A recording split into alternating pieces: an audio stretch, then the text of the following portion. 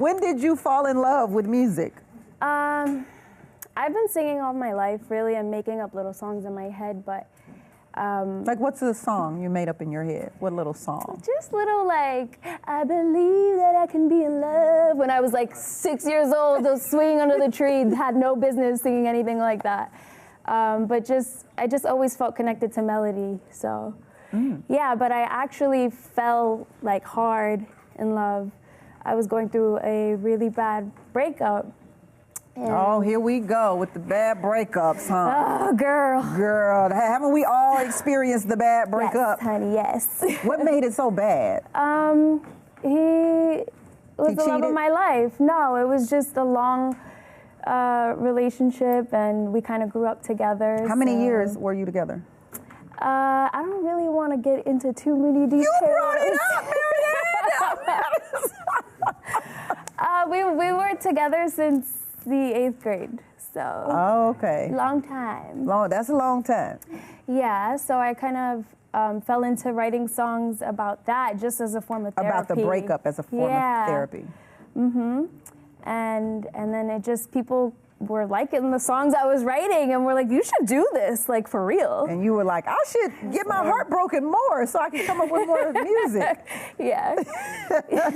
What made you realize you could turn music into a profession? Just little by little, I started working with people who were kind of making moves, and I kept seeing, you know, successes on their end, and I figured, like, why not me?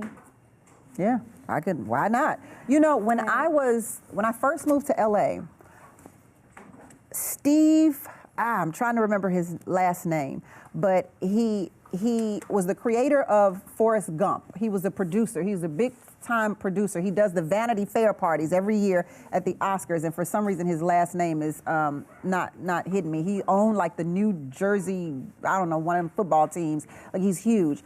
Steve is gonna come to me in a minute. Okay. But anyway, I'm in a meeting with him, literally my first day in LA, and he's this big-time producer. And he asked me what I want to do. I said, I want to be an actress. And he says to me, well, why not? Everybody else can. Right. Why not you? Yeah. And so that reminded me of that moment when he said, why not you? Yeah, and it's true. Yeah, why not you? Absolutely. Yeah. You moved to LA 8 years ago to pursue your dream of being a musical artist. So what has your journey been like so far? It has been tough, I'm not going to lie. I released an EP in 2013, and you know, that was great. It had a lot of good reception, but then I kind of fell into a little hiatus, a little bit of a dark place, if you want to call it. That's where you get the best music, though. I know. In that dark place. Yes. Yeah, you're right. But I took a second for myself to kind of regroup, because I kind of felt myself losing sight of my integrity. And, you know, this industry, like, people are just always telling you what you should be doing. Yeah. And I stopped listening to my intuition, and I think that's what kind of... I get that. Yeah. Yeah, I think there's a thing where you're an artist and people love what you do, and then when they get a hold of you, they begin to say, well, we love what you do, but we don't trust what you do. Yes. So let us change this, this, this, and this. Absolutely. And let us make you like this, this, this, and this. And let us give you this to do and that to do. And that's overwhelming. And then all of a sudden, you're not you anymore. You're in somebody else's shell, holding back everything that you have to give. And you're saying yes because of the people that they are, and they have influence, and they're successful, and so... You know, that was not a path I wanted to go on. So what was it about your integrity that you were going to lose, you felt? I just felt like I was doing things that I didn't want to be doing. I was making music I didn't want to be doing, just for the sake of, you know, that. Like, what kind of music were you making? At the time, it was electronic music. Oh, okay. And that was just the opportunity that I had on the table, but it was a really good one, like really good. Tammi. Right. Okay.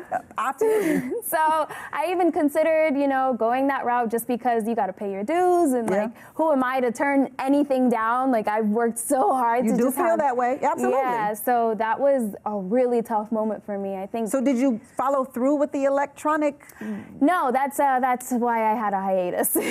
Okay. Yeah. So you decided, no, I don't want to do this, and just kind of gave it up, walked away? I said I don't want to do this, and it wasn't like a light switch. I feel like it was just a lot of things going on in my life at the time. You know, I was struggling to pay bills, and I wasn't getting the opportunities that I thought I was going to get. And so I just felt like I was between a rock and a hard place. Yeah.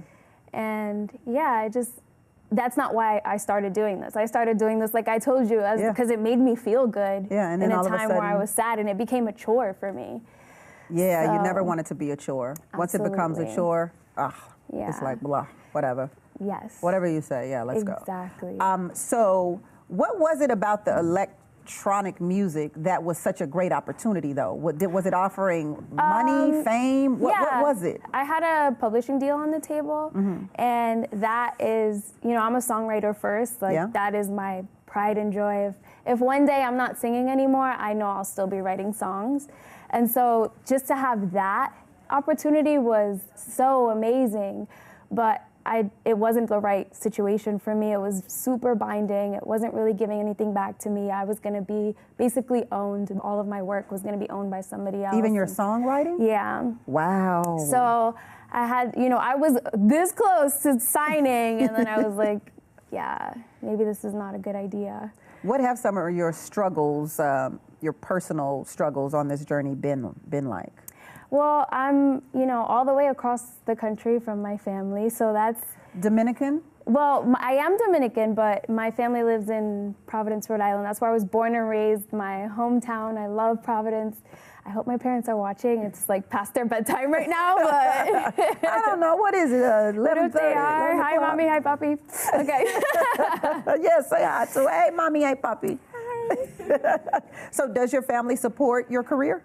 They do. It took them a little while, I think. I was pre-med, so they thought I was going to be a doctor. So you went from medicine to music? Yes, Tammy, yes. You know, Girl. I realized when I was in college, I went to school in New York. Uh-huh. And What school did you go to? Fordham University. Okay. Somebody like it. And yeah, I just realized I was super depressed. Like, I wasn't enjoying this. I really just wanted the title and like a nice salary. I wanted a sure thing. My parents, you know, they worked so hard to give us a good life.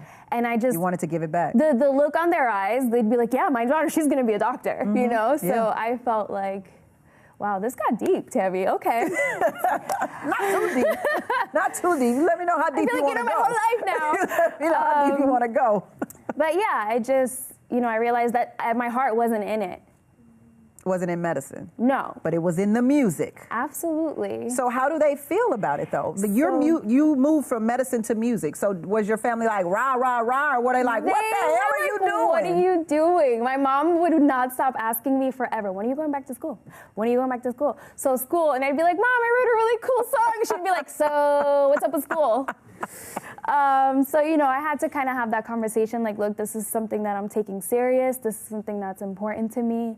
And I think at the end of the day, they just want to see me happy. And I think that those pressures were just coming from them wanting to see me do well and you know, not have to struggle. Yeah, absolutely. And so I totally understand that. But yeah, I'm pretty sure they're on board now. I mean, it feels like it. So if you had kids, what would you want? Oh my your gosh, kids I don't know if I would. I don't know. I feel like I'd be like them.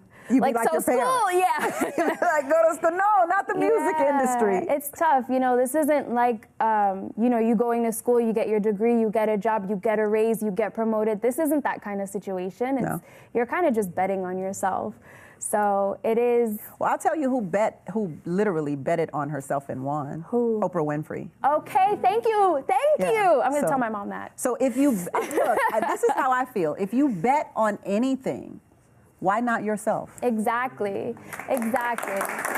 I couldn't agree more. Yeah. Why put your bet on somebody else? Yeah, and I also feel like at the end of the day, what's most important to me is that I am happy. Life is short, you know, like tomorrow's not promised. No. And I can't really live my life for other people, so. If your career could mirror any artist of the past or today, who would that be? That's a good question. I've always really admired Sade's career. Ooh, I wasn't expecting Sade. No? Who were you expecting? No, but you have a Sade-esque, appeal. Well, thank you, because she's They all drop dead agreed. gorgeous. Thanks, guys. I'll take it. But really, I just feel like she always had this integrity and this class about her. Absolutely. And that's something I really admire. Especially now, it's kind of tough. I feel like people expect you to take some clothes off and You got on a lot of clothes to be singing songs. I mean, I'm just doing my way. And that's the right way. Thank you. Absolutely. Yeah, Sade. Oh, girl. Yeah. We like Sade. So do what I. can we expect from you? What's coming up? So I recently put out a video for Boomerang. That's on YouTube. I'm working on visuals. We saw Yeah, some it was of it. playing in the back. That was I was like, look at you with the awesome. old school, you took it back. Saw me, right? Okay. Yeah. Thank you. I'm really proud of that video. It gave me Marilyn Monroe vibes. Yes.